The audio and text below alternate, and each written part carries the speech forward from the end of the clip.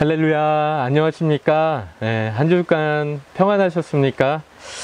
여러분, 세상 곳곳에서 정말 힘들고 어려운 소식들이 계속해서 많이 들려오고 있는데요. 여러분, 우리가 이럴 때일수록 더 믿음으로 굳게 서서 정말 하나님께 기도하고 하나님께 예배하며 나아가야 할 그런 시기라고 생각하게 됩니다. 우리 서로 한 번만 인사했으면 좋겠는데요. 함께 인사하실 때 믿음으로 굳건하게 섭시다. 우리 서로에게 한번 인사하도록 하겠습니다. 믿음으로 굳건하게 섭시다. 믿음으로 굳건하게 섭시다. 네, 아멘. 지난주 암송 구절 먼저 함께 외우도록 하겠습니다. 제가 지난주일에는 깜빡하고 말씀 한 송을 건너뛰었었죠.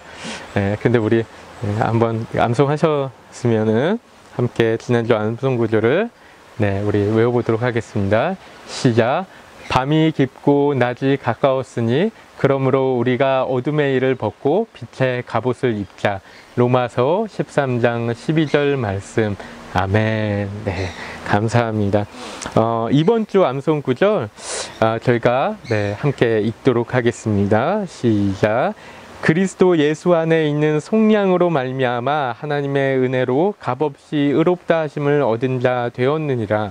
로마서 3장 24절 말씀. 아멘. 네, 저희가 영어로도 한번 읽어보도록 하겠습니다. 시작. Being justified freely by His grace through the redemption that is in Christ Jesus. Romans chapter 3 verse 24. 아멘. 네. 이번 한 주도 하나님의 말씀을 마음 가운데 잘 새기시는 그런 시간 되시기를 축복합니다. 교회 소식 한 가지만 함께 나누도록 하겠습니다. 그 다음 주일 예배는요, 이 봉쇄령 관련된, 이 록다운 관련된 결정이 이제 저희가 내일인 월요일에 나온다고 해서요. 그 내용을 좀 먼저 듣고, 그리고 그 이후에 저희 교회 협의회가 모여서 논의를 해서 결정해서 알려드리도록 하겠습니다. 그렇게 알아주시면 되겠고요. 나머지 광고는 주보를 참고해 주시면 되겠습니다. 여러분, 오늘은 의인이라는 제목으로 이 로마서 1장 16절과 17절 말씀을 함께 나누려고 합니다. 오늘 말씀이 약간 길 수 있습니다. 그래도 중요한 말씀이기 때문에 이해해 주시고 들어주시면 감사하겠습니다. 여러분, 얼마 전에 제가 한 뉴스를 봤는데 이 뉴스에서는요, 자신의 목숨을 걸고 위기에 빠진 이들을 도왔던 사람들의 이야기가 나왔습니다. 여러분, 어떤 사람은 논바닥에 떨어진 자동차에 불길이 막 치솟는데 망설이지 않고 달려들어서 차문을 열고 운전자를 끌어냅니다. 또 어떤 사람은 고속도로를 달리던 차 한 대가 차선을 바꾸려다가 화물차에 부딪히고 중앙분리대에 들이받으면서 이렇게 전복됐는데 서로 모르던 두 사람이 힘을 합쳐서 운전자를 거기서 끌어냅니다. 그런데 운전자를 끌어낸 이후에 단 5분 만에 이 차가 불길에 휩싸이면서 완전히 전소되었다고 하죠. 여러분, 또 다른 사람은 여고생 5명이었는데요. 이 여고생 5명이요, 그 마을 버스를 타고 가다가 어떤 운전자가 내리막길에서 승합차 바퀴에 깔린 것을 보고 바로 그 버스에서 내려서 그 버스를 밀어서 운전자를 구하기도 했습니다. 이 여고생들을 그 여고생 어벤져스다라고 이렇게 별명을 붙이기도 했었는데요. 여러분, 뉴스 앵커가 뉴스 도입에서 이렇게 이야기하는데 이렇게 이야기해요. 자신이 다칠 수도 있는 상황에서 타인을 돕기 위해 몸을 던지는 사람을 의인이라고 한다. 이렇게 얘기합니다. 여러분, 그리고 실제로 앞서 말씀드린 이 사람들도 모두 소방서나 군청이나 어떤 민간단체에서 의인상을 받기도 하고 또 의인이라는 칭호를 얻기도 했습니다. 여러분, 오늘은 이렇게 의인에 대한 말씀을 좀 함께 나누려고 하는데요. 여러분, 세상에서는요, 이렇게 의로운 행동을 한 사람을 의인이라고 칭합니다. 여러분, 그래서 이 의인이라는 칭호는 아무에게나 주는 칭호는 아닌 것이죠. 여러분, 앞서 말씀드린 사람들도 실은 이 의인이라는 칭호를 받는 것에 대해서 상당히 부담스럽게 여기기도 하고 그러면서 자신들은 그냥 평범한 사람들일 뿐인데 그렇게 이야기한다라고 이야기하기도 했습니다. 여러분, 의인이라는 칭호가 그만큼 무게감이 있는 칭호라고 할 수 있는 것이죠. 여러분, 그런데 생각해보면 이런 의인이라는 칭호가 마치 남발되고 있는 것처럼 생각되는 곳이 있습니다. 여러분, 어디죠? 세상 사람들의 눈으로 볼 때 그런 것인데, 여러분, 바로 교회입니다. 교회. 여러분, 교회 안에서는요, 이 의인이라는 호칭을요, 너무 쉽게, 너무 자주 쓰는 것처럼 느껴질 수가 있어요. 무엇이라고 합니까? 믿음으로 의롭게 된다고 이야기해요. 의인은 오직 믿음으로 말미암아 살리라. 오늘 본문 말씀 가운데 나오는 이야기죠. 여러분, 예수님을 믿으면 다 의인이 된다, 이렇게 이야기하는데, 여러분, 이런 이야기가요, 외부에서 볼 때는 너무 쉽게 의인이라고 부르는 것처럼 이야기할 수 있는 것이죠. 여러분, 오늘은 이 이야기를 좀 우리 성도님들과 함께 나누려고 하는데요. 여러분, 지난주에 이야기를 좀 잠깐만 언급하면요, 지난주까지는 사도 바울이 어떤 목적을 가지고 로마서를 썼는지 나누었습니다. 그리고 그 목적은 이 로마 교회에 다시 한번 복음을 전하는 것이었죠. 그리고 그 이유는 이 로마 교회가 어땠죠? 복음의 능력을 잃어버렸기 때문에, 그 본질은 잃어버리고 형식만 남고, 겉으로는 온 세상에 이름난 교회였지만 그 실체는 너무나 문제가 많은 그런 교회였기 때문에, 여러분, 그래서 로마 교회는 다시 한번 복음을 들어야 된다, 정말 복음을 제대로 들어야 된다, 이런 필요성을 가지고 또 로마서를 썼고, 또 로마로 갈 계획을 갖고 있었다라고 말씀드렸습니다. 여러분, 그래서 지난주 설교는 15절 말씀으로 마쳤어요. 그러므로 나는 할 수 있는 대로 로마에 있는 너희에게도 복음 전하기를 원하노라. 할 수 있는 대로 가능한 한 최대한 복음 전하기를 원한다. 정말 그 로마에 있는 성도들에게 최대한 복음 전하기를 원하는 그런 간절한 바울의 심정을 그 말씀 가운데 우리가 느낄 수가 있었습니다. 여러분, 그 뒤에 이어지는 오늘 말씀을 보면은 무엇이라고 이야기하고 있냐면요, 사도 바울이 그토록 간절하게 전하기 원하는 그 복음이 어떤 것인지, 그 복음을 더 수식하고 설명하고 있는 말씀들이 나오고, 그 16절 말씀이고요. 그리고 그 뒤에 이어서 복음의 또 다른 어떤 요약적인 말씀이 나오는 것이 바로 17절 말씀이라고 할 수 있는데요. 여러분, 그런데 이 로마서 1장 16절과 17절 말씀은 실은 로마서의 핵심 주제와 같은 말씀입니다. 여러분, 그래서 저도 어렸을 때 이 말씀을 참 많이 암송했던 기억도 있고, 또 저희 교회도 이 16절, 17절 말씀 따로따로 이제 저희 암송하는 시간을 가졌었는데요. 여러분, 그만큼 너무나 중요한 말씀이라는 것이죠. 그래서 좀 우리가 한 절 한 절 읽으면서 좀 자세하게 이 말씀을 배워보는 시간을 갖도록 하겠습니다. 우리 성경책을 꼭 펴놓으시고 한번 설교를 들어주시면 좋겠고요. 우리가 16절 말씀 먼저 저희가 한 목소리로 읽어보도록 하겠습니다. 시작. 내가 복음을 부끄러워하지 아니하노니 이 복음은 모든 믿는 자에게 구원을 주시는 하나님의 능력이 됨이라. 먼저는 유대인에게요, 그리고 헬라인에게로다. 아멘. 여러분, 앞서서 바울은 로마의 복음을 꼭 전하기를 원한다고 했고, 또 그 다음 구절에서 이 복음을 자신은 부끄러워하지 않는다, 이렇게 이야기하고 있는 것을 우리가 볼 수가 있는데요. 여러분, 여기서 사도 바울이 복음을 부끄러워하지 않는다, 여러분, 이 이야기에서는 우리가 두 가지 의미를 생각해 볼 수가 있는데요. 여러분, 첫 번째로는 이 의미는 무엇이냐면요, 당시 초대교회 성도들 가운데 복음을 부끄럽게 생각하는 사람들이 있었다는 것을 우리가 추측해 볼 수 있는 것이죠. 여러분, 당시 로마의 황제가 여러분 우리가 잘 알고 있는 악명 높은 네로 황제였고요.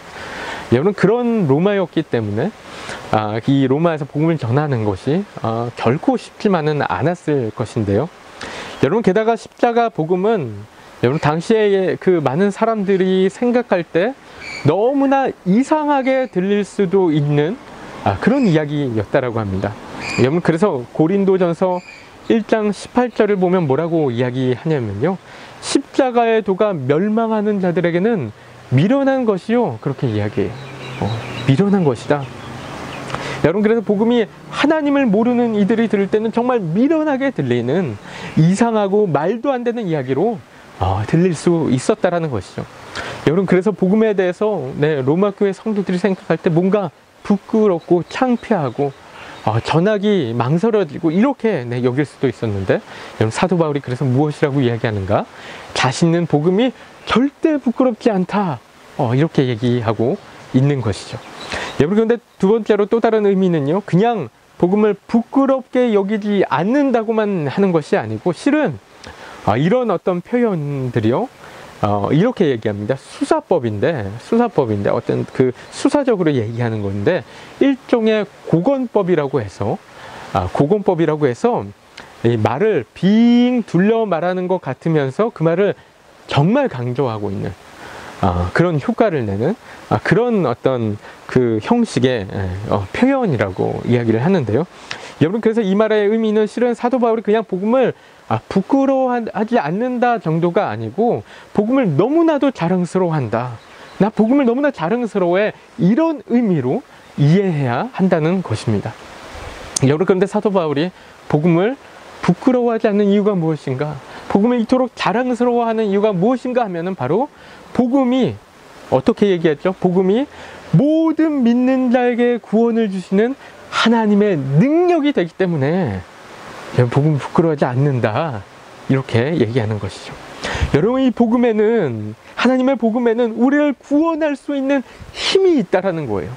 능력이 있다라는 거예요. 파워가 있다라는 거예요. 그리고 그 복음은 모든 믿는 자들, 먼저는 유대인에게요, 그리고 헬라인에게, 교회 안에 있는 자들이나 교회 밖에 있는 자들이나 모두를 구원할 수 있는 하나님의 능력, 파워, 힘이 있다. 여러분, 이렇게 이야기하는 것이죠. 여러분, 제가 전에 이 유대인과 헬라인에 대해서 말씀드렸죠. 이 로마 교회 안에 있었던 어떤 문제들 말씀드렸는데, 그런 부분들 좀 염두에 두고 또 이렇게 읽으시면은 왜 이제 유대인과 헬라인을 이야기했는지 더 이렇게 이해가 되실 수가 있을 텐데요. 여러분, 그런데 문제는 과연 그렇다면 이렇게 우리를 구원하시는 놀라운 능력이 있는 복음은 어떤 것인가? 이 복음은 대체 무엇인가? 여러분, 그 이야기를 이 로마서 1장 18절 말씀부터 그 쭉 뒤로 계속해서 이제 설명해 나가는데, 그리고 18절 바로 앞에 있는 이 17절 말씀은 앞서서 말씀드린 대로 여러분, 사도 바울이 이야기하는 이 복음의 요약본을 이야기하고 있다는 것이죠. 여러분, 우리가 함께 이 17절 말씀 함께 읽어보겠습니다. 시작.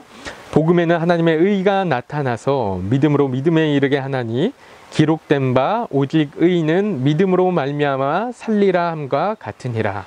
아멘. 여러분, 이 말씀이 이제 사도 바울이 이야기하는 복음의 어떤 요약적인 어떤 말씀인 건데요. 여러분, 그런데 이 말씀 한번 보면 여러분 어떠십니까? 이 말씀이 어떻게 느껴지세요? 여러분, 이 말씀 참 어렵지 않습니까? 여러분, 이렇게 보면요, 무슨 말인지 잘 모르겠어요. 그렇지 않아요? 여러분, 제가 이 말씀이 실은 저를 참 오랫동안 괴롭혀왔던 그런 말씀이었습니다. 무슨 말인지 모르겠는 거예요.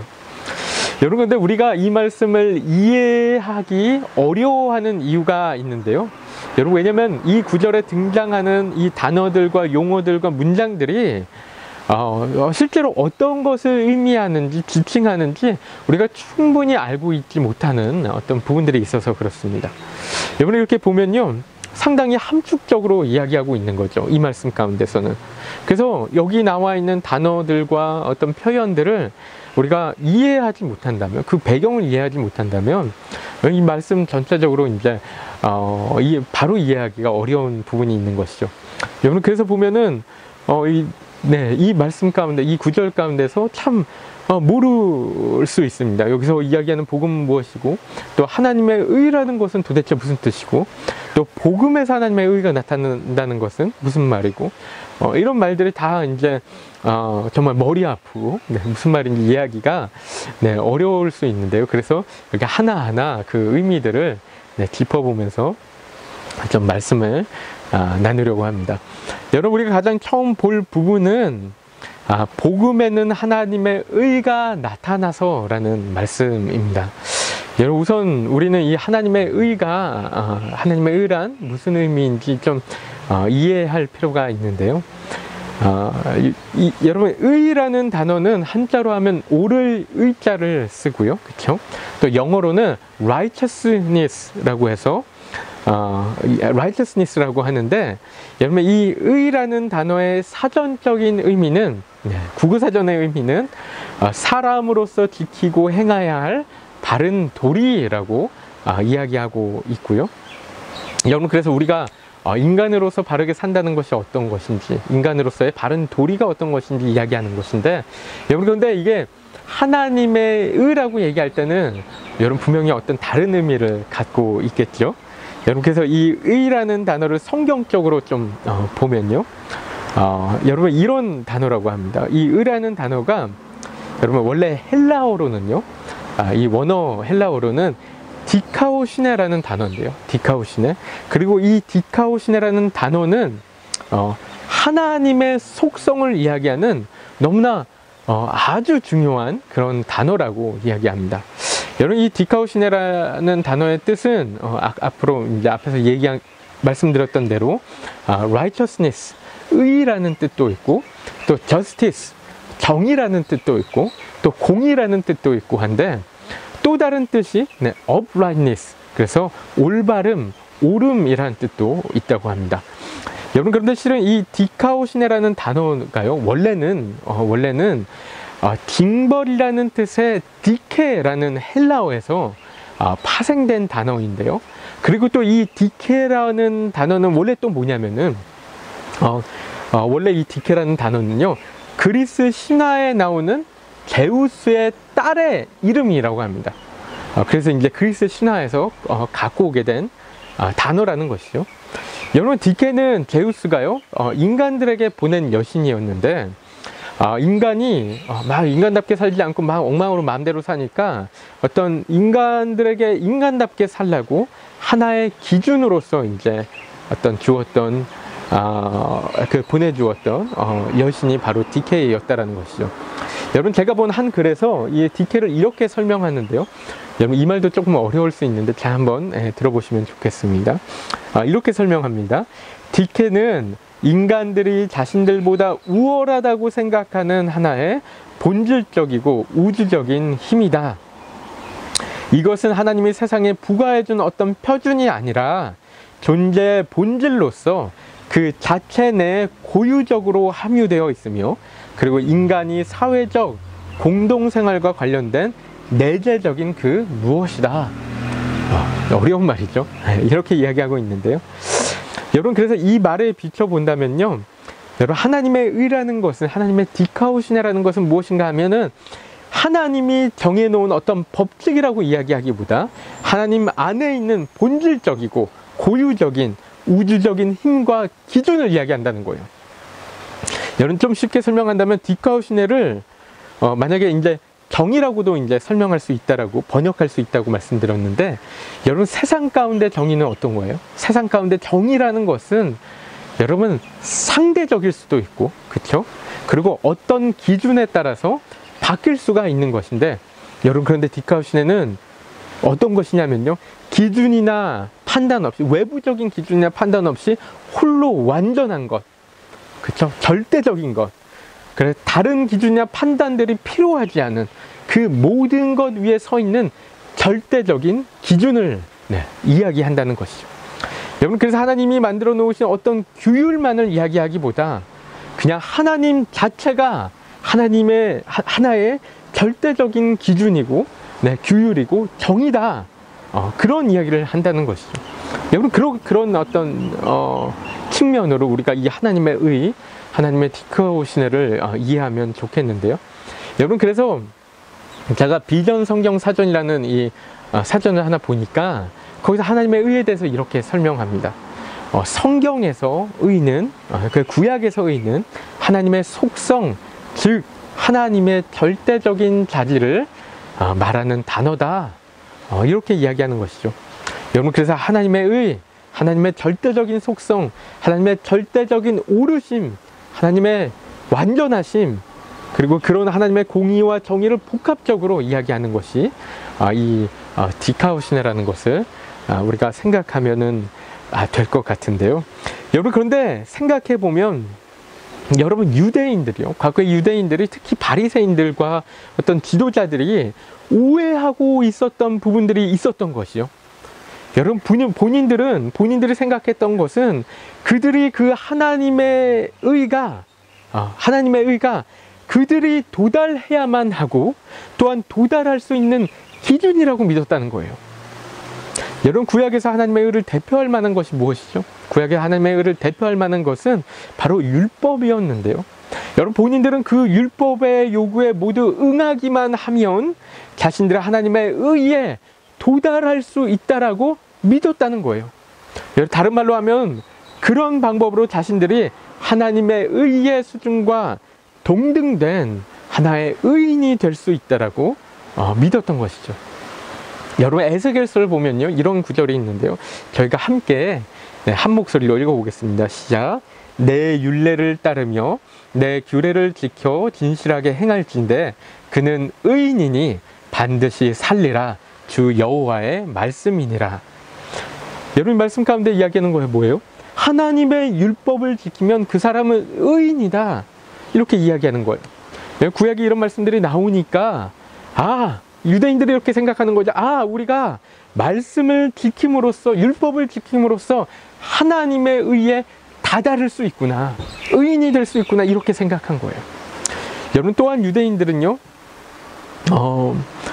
자신들의 나라가 망했던, 이스라엘이 망했던 이유가 여러분, 본인들이 이 율법을 잃어버렸기 때문에 그 나라가 망했다라고 생각했어요. 여러분, 그래서 이 하나님의 말씀으로 돌아가는 운동을 벌였었죠. 이 에스라서에 나오는 내용인데, 여러분, 그게 이제 그 이후에 이제 유대교를 이렇게 형성하게 되었던 것인데요. 여러분, 그들이 하나님의 말씀으로 돌아가자 이런 어떤 동기들은 참 좋은 것이었습니다. 너무나 순수한 것이었고 또 당연히 그래야만 하는 것이었는데, 여러분, 근데 우리 인간의 문제는 무엇이죠? 인간의 문제는 늘 순수한 동기에서 시작해도 시간이 계속 지나면 어떻게 돼요? 자꾸 변질되어지는 것이죠. 그렇죠? 변질되어지는 거예요. 여러분, 유대인들은 시간이 지남에 따라 어떻게 되었냐면요, 점점 본질은 잃어버리고 형식만 남게 되는 어떤 이런 문제가 발생한 것이죠. 율법의 정신은 잃어버리고 율법의 형식을 지키는 데만 과도하게 집착하게 되는. 여러분, 그래서 유대인들이 나중에 뭘 만드냐면요, 성경에서 보면 장로들의 유전이라고 불리는, 장로들의 전통이라고 불리는 그런 것들을 만들어냈죠. 그 율법을 잘 지킨다는 명목하에 율법을 확대 해석하면서 유대인들이 지켜야 하는 더 많고 무거운 조항들을 만든 거예요.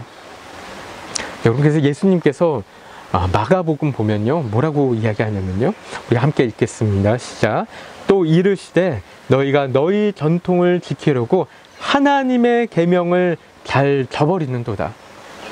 여러분, 그들이 만든 어떤 전통을 지키려다가 오히려 하나님의 계명을 저버리는 그런 결과를 맞이했다는 것이죠.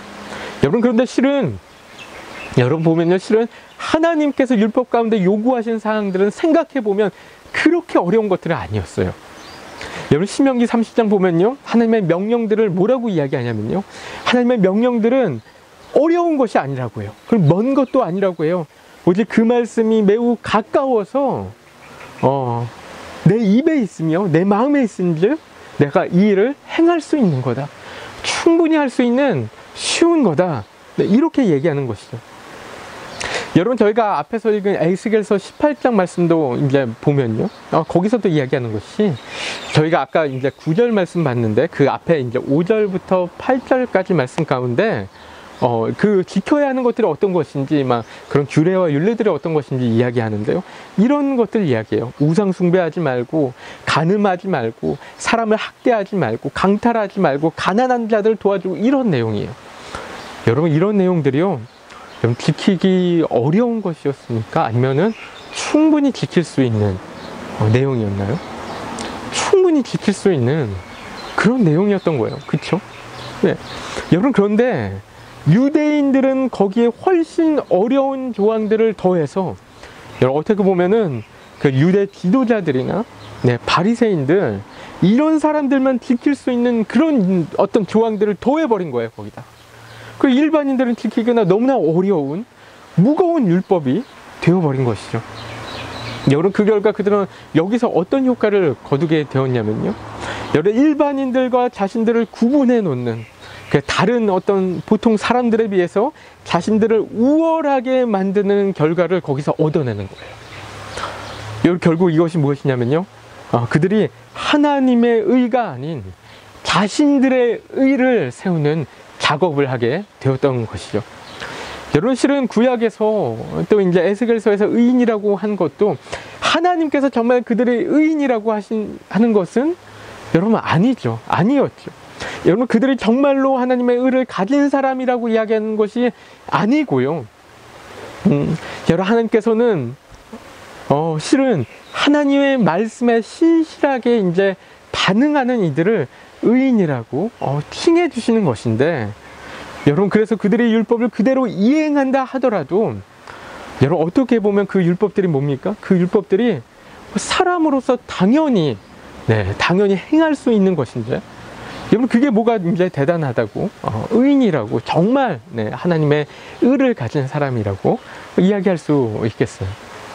여러분, 동일한 선상에서 제가 앞서 말씀드린 그 뉴스에 나온 사람들도요, 본인들이 의인이라고 칭함을 받는 것을 너무나 부담스러워 했는데, 여러분, 왜 그래요? 이 의인이라는 칭호가 여러분, 그들이 그 정도 일을 했다고 주는 칭호가 아닌 것 같기 때문에 그런 어떤 본능적으로 이런 어떤 그 부담을 느끼는 것이죠.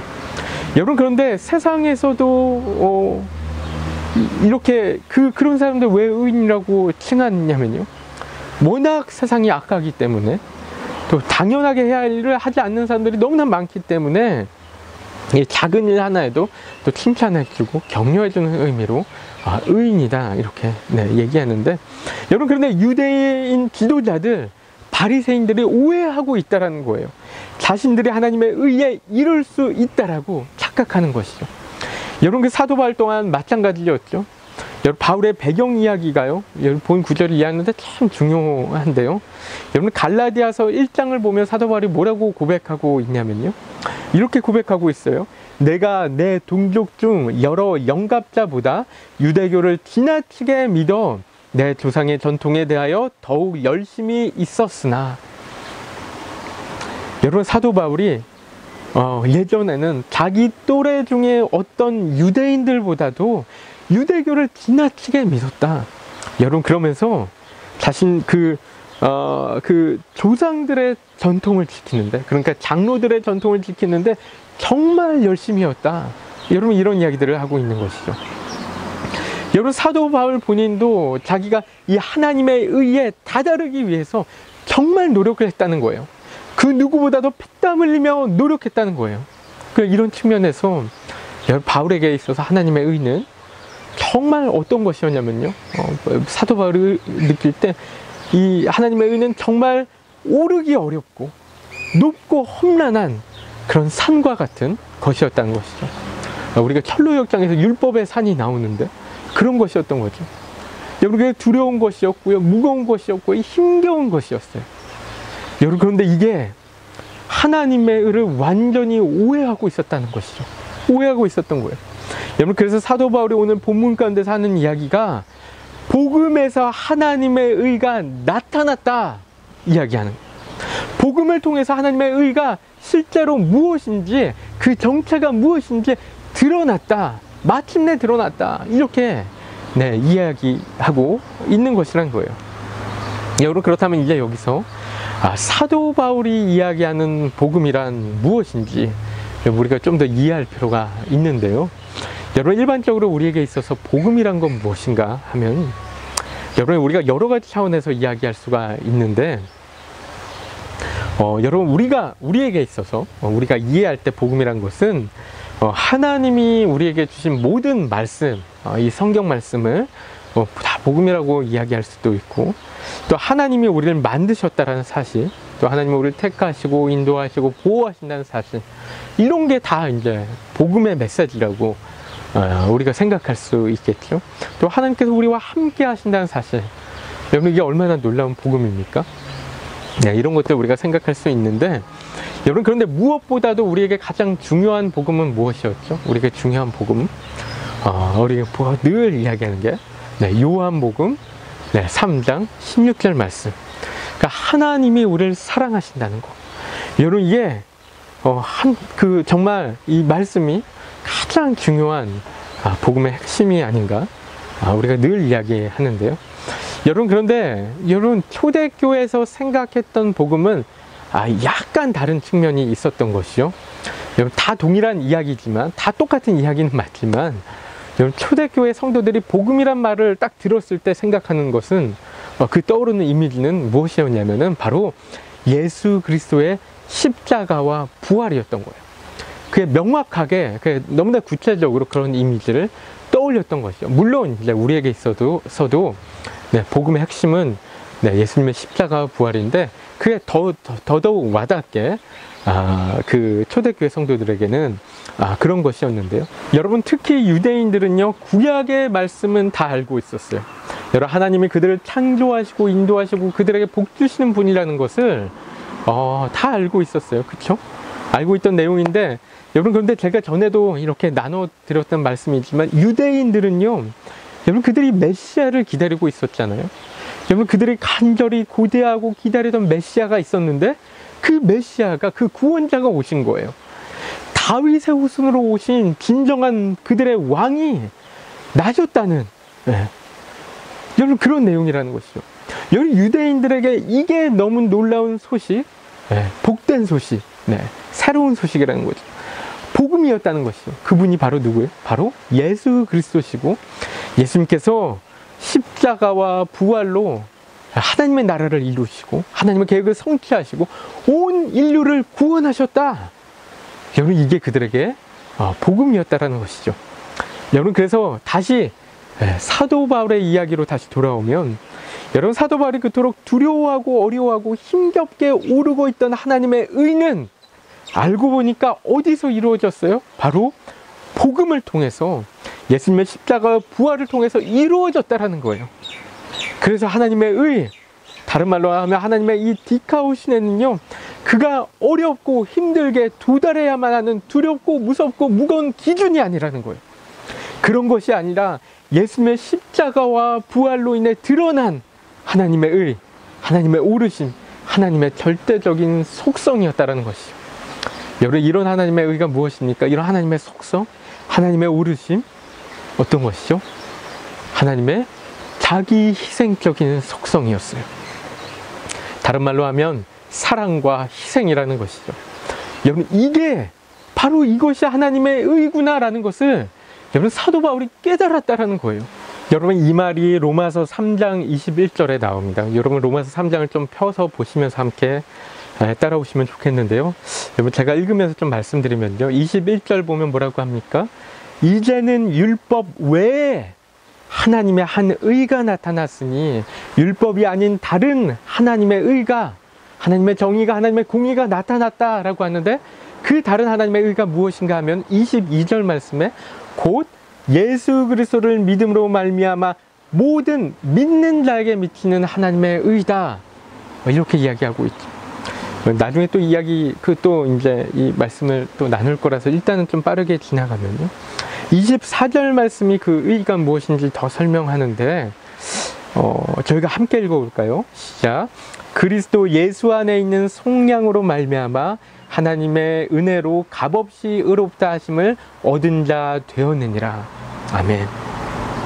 그리고 25절 가면요, 그것을 통해서 무엇을 나타내셨다라고 하냐면요, 이는 하나님께서 길을 참으시는 중에 전에 지은 죄를 간과하심으로 뭘 나타내시죠? 자기의 의로우심을 나타내셨다. 그렇게 얘기하죠. 하나님의 의로우심을 나타내셨다는 거. 이 복음을 통해서, 예수 그리스도의 십자가와 부활을 통해서 하나님의 의로우심을 나타내셨다라는 거예요. 그 가운데 진정한 의로우심이란 어떤 것인지, 그 하나님의 공의와 하나님의 정의, 하나님의 오르심이 어떤 것인지 분명하게 드러났다라는 것이죠. 여러분, 24절에요, 값없이 의롭다 하심을 얻은 자가 되었다고 했는데요, 여러분 26절에는요 자기도 의로우시고 또 뭐라고 해요? 예수 믿는 자를 다 의롭다 하려 하신다 라고 얘기하고 있습니다. 여러분 하나님의 의는 우리가 도달할 수 있는 의가 아니에요. 하나님의 의는 우리가 도달할 수 있는 의가 여러분 아니라는 사실, 여러분 사도 바울이 이것을 언제 처절하게 깨달았냐면요 다메섹 도상에서 깨달았죠. 하나님의 의를 이루기 위해서 정말 말도 안 되게 열심히 살고 있었는데 알고 보니까 여러분 하나님의 의를 이루고 있었던 것이 아니었던 거예요. 그가. 그렇죠? 하나님의 의를 이루고 있던 것이 아니고 뭘 하고 있었어요?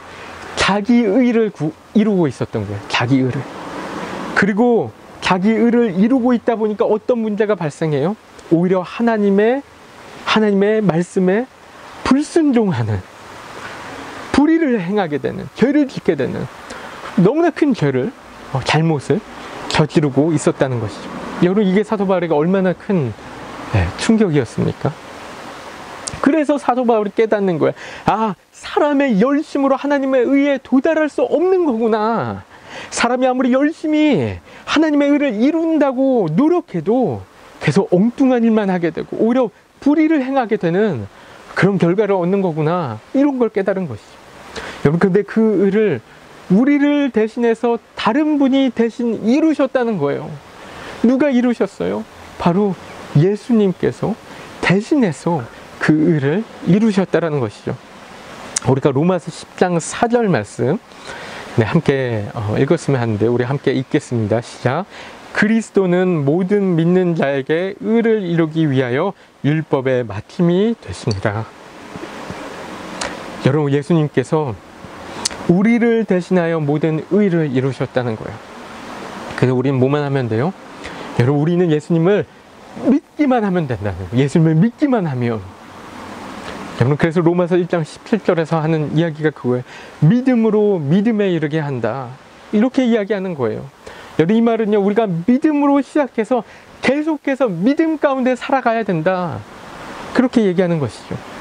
여러분 우리가 믿음으로 예수님을 영접하게 되었다면 여러분 그걸로 믿음의 역할이 끝나는 것이 아니고요. 계속해서 우리는 믿음 가운데 살아가야 한다는 것이죠. 여러분 이게 어떤 믿음입니까? 우리가 무엇을 믿는 것입니까? 우리가 무엇을 믿는 것이냐면요. 우리 가운데 예수 그리스도로 인하여 모든 이 의가 이루어졌다는 믿음. 그래서 이제 우리는 죄인이 아닌 의인으로 살아간다는 믿음이라는 거예요.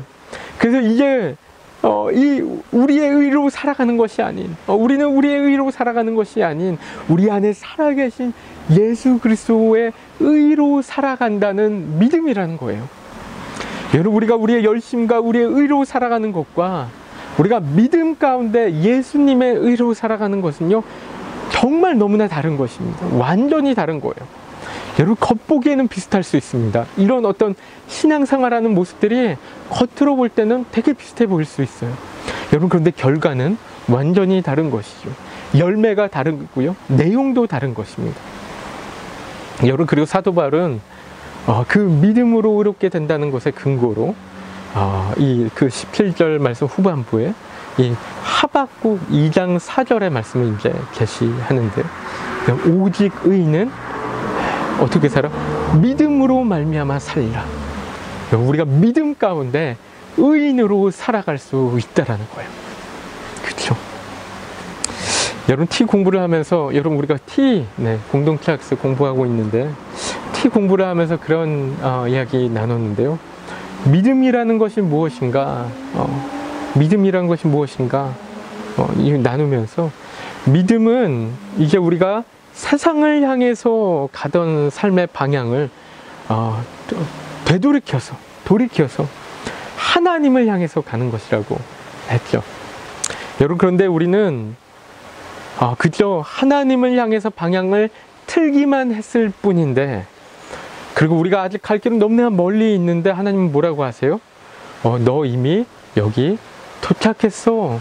이렇게 말씀하시는 거예요. 여러분 우리는 그저 방향만 틀었을 뿐인데 하나님은 우리가 하나님 앞에 도착한 것처럼 인정해 주신다는 거예요. 하나님의 의에 다 다른 것처럼 그렇게 인정해 주신다는 거예요. 여러분 그게 믿음이라는 거예요. 그게 구원이고 그게 칭의라는 거예요. 의롭게 칭해 주신다는 것이죠. 여러분 어쩌면은 돌아온 탕자처럼 그저 우리 아버지께 잘못했다고 그저 종으로라도 그냥 받아달라고 이렇게 했을 뿐인데, 아버지는 어떻게 하세요? 우리에게 가장 좋은 옷을 입혀주시고 금가락지 끼워주시고 우리의 신분을 회복시켜 주시는 거예요. 여러분, 우리가 예수님을 처음 믿게 되었을 때 여러분, 우리가 어떻게 고백했습니까?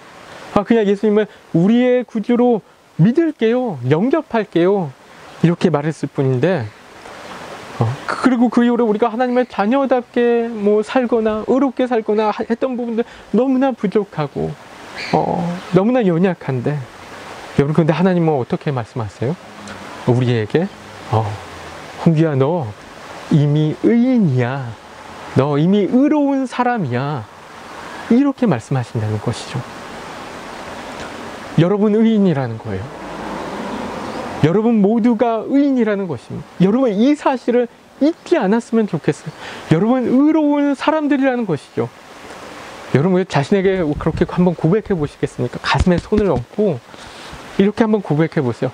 나는 하나님의 의인입니다. 나는 하나님의 의인입니다. 여러분, 우리가 이 믿음으로 살아가야 됩니다. 의인입니다. 여러분, 우리가 의인이라고요. 하나님이 그렇게 칭해 주셨다고요. 여러분, 하나님께서 우리를 의인으로 불러주셨으니까 이제 우리는 의인답게 살아가는 거예요. 여러분, 이게 우리의 정체성이라는 것입니다. 여러분, 이 정체성을 우리가 분명하게 기억하면서 살아갔으면 좋겠어요. 여러분, 물론 우리가 의인답게 살아가는 것도 우리의 힘만으로 되는 것이 아니죠. 우리 안에 계신 예수 그리스도로 말미암아, 성령님의 능력으로 말미암아 이렇게 살아가게 되는 건데요. 여러분, 마지막으로 한 가지 말씀드리고 마치면요. 여러분, 때로는 우리 많은 사람들이 오해하고 있는 부분들이 믿음으로 의롭게 된다는 거, 여러분, 믿음으로 구원받는다는 것을 너무 쉽게 생각하는 사람들이 있는 것 같아요. 여러분, 그 사람이 기독교인이든 비기독교인이든 여러분, 그런 분들이 많이 있는 것 같아요. 여러분, 이 신칭이 이 믿음으로 의롭게 된다는 것은요, 여러분, 절대로 손쉽게 구원받는 방법을 이야기하는 거 아니라는 거예요. 손쉽게 구원받는 방법 얘기하는 거 아니에요. 여러분, 우리가 손쉽게 구원받았습니까? 여러분, 구원받는 거 되게 쉽네. 의인이라고 불리는 거 정말 쉽네. 믿기만 하면 되니까 이거 되게 편하네. 여러분, 이렇게 생각하시는 분들 혹시 있습니까? 여러분, 우리가 구원을 쉽게 받았어요. 여러분, 우리가 구원을 어떻게 받았으면, 우리가 받은 이 구원과 이 의로움, 여러분, 우리가 어떻게 얻은 거예요? 여러분, 구원은 우리 가운데 예수 그리스도의 십자가의 보혈로 이루어진 거예요. 예수님의 말도 안 되는 고난과 희생으로 이루어졌다라는 거예요. 아버지가 자기의 하나밖에 없는 아들을 아끼지 아니함으로 이루신 거라는 거예요. 여러분, 이것을 우리가 과연 쉽다라고 이야기할 수 있겠습니까? 여러분, 의로우신 분들이고 여러분 정말로 구원받으신 분들인데, 여러분, 우리가 받은 이 놀라운 구원, 이 의로움, 절대로 그냥 쉽게 간단하게 편안하게 아무렇지 않게 그렇게 주어진 것이 아니라는 거예요. 여러분, 그리고 그게 은혜라는 것이죠. 하나님의 은혜. 여러분, 이 은혜를 정말로 기억하시고 이 하나님의 참된 진정한 의인들로 살아가시면서 하나님의 의를 이 땅 가운데 이루어 가시는 우리 모든 성도님들 되시기를 축복합니다. 여러분, 우리가 이 시간에 합심으로 기도하는 시간을 갖기를 원하는데요. 여러분, 우리 기도하실 때 우리가 이렇게 기도했으면 좋겠어요. 하나님, 우리를 하나님의 의인으로 불러주신 하나님 너무나 감사합니다. 하나님의 은혜에 너무나 감사합니다. 하나님을 찬양합니다. 하나님을 예배합니다. 여러분, 이렇게 기도하시면서요, 우리가 오직 믿음으로 살아가는 하나님의 의인들로 살아갈 수 있도록 하나님 역사하여 주옵소서, 인도하여 주옵소서. 우리가 믿음 가운데, 더 굳건한 믿음 가운데 우리가 의인이라는 정체성을 가지고 이 세상 가운데 하나님의 의를 이루어가는 그런 통로들 될 수 있도록, 하나님의 자녀들 될 수 있도록, 하나님의 의인들 될 수 있도록 하나님 이끌어 주옵소서. 우리가 함께 합심으로 기도하도록 하겠습니다. 기도하시겠습니다. 하나님 아버지 감사합니다. 하나님, 우리를 하나님의 의인으로 삼아주셔서 하나님의 그 말도 안 되는 은혜를 허락하여 주시사 하나님의 정말 하나님의 의인으로 구원받은 자로 하나님의 백성으로 살아가게 하여 주시니 감사합니다. 하나님 아버지, 우리가 하나님 아버지 이 믿음, 우리가 하나님의 의인으로 부름받았다는 이 믿음을 우리가 잃어버리지 아니하고 하나님 이 정체성을 항상 늘 기억하며 온전히 믿음으로 받아들이며 하나님 아버지, 우리가 이 세상 가운데서, 이 땅 가운데서 하나님의 의인들로 살아가는 우리 모두가 될 수 있도록 인도하여 주옵시고 역사하여 주시옵소서. 우리가 하나님의 의인으로 부름받았다는 사실을 우리가 절대로 가볍게 여기지 아니하고 정말 이 하나님의 구원을 경솔히 여기지 아니하고 정말 하나님 그 사실을 우리가 마음 가운데 늘 기억하며 정말 하나님을 찬양하며 하나님을 예배하며 이 땅 가운데 하나님의 의를 이루어 나가는 우리가 될 수 있도록, 제가 될 수 있도록 하나님 우리 모두가 될 수 있도록 하는 역사하여 주옵시고 인도하여 주시옵소서, 이끌어 주시옵소서. 하나님 아버지 감사합니다. 우리 노쇼하님교회 성도님들 한 분 한 분 모두를 하나님의 의인으로 불러주심에 너무나 감사드립니다. 하나님을 예배합니다. 찬양합니다. 하나님, 우리가 믿음으로 의인이 되었다는 사실이 얼마나 놀라운 큰 은혜인지요. 하나님, 이 사실이 얼마나 놀라운 하나님의 사랑인지요. 하나님이 이 은혜와 사랑, 하나님 아버지 늘 우리가 가볍게 여기지 아니하고 마음 가운데 늘 기억하며 우리가 하나님의 의인으로서의 정체성을 가지고 이 땅 가운데서 의로운 삶을 살아가는, 의롭게 이 세상 가운데 하나님의 나라를 만들어가는, 하나님의 의를 이 땅 가운데 이루어가는 우리 모든 노쇼하는 교회 성도님들 될 수 있도록 인도하여 주옵시고 역사하여 주시옵소서. 이제는 우리 주 예수 그리스도의 크신 은혜와 하나님 아버지의 극진하신 사랑하심과 성령님의 감화감동 교통하심의 역사가 우리를 하나님의 의인으로 불러주심에 감사하며 믿음으로 시작한 이 신앙의 여정, 오직 믿음으로 예수 그리스도 안에 살아가며 하나님의 의의 열매를 풍성히 맺어가고 지금도 맺어가고 또 앞으로 맺어갈 지금 이 자리 가운데 모든 노쇼하는 교회 성도님들 머리머리 위에와 그 가정과 일터와 학업과 사역 가운데 이제로부터 영원까지 함께 하시기를 간절히 축원하옵나이다. 아멘. 네, 여러분 감사합니다. 우리 또 한 주간 또 하나님의 의인들로서 그 정체성을 잊지 않고 그 정체성을 또 누려가며 하나님께서 우리에게 주신 구원을 누려가며 살아가시는 우리 성도님들 되시기를 축복합니다. 우리 다음 주일에 또 뵙도록 하겠습니다. 사랑합니다. 축복합니다.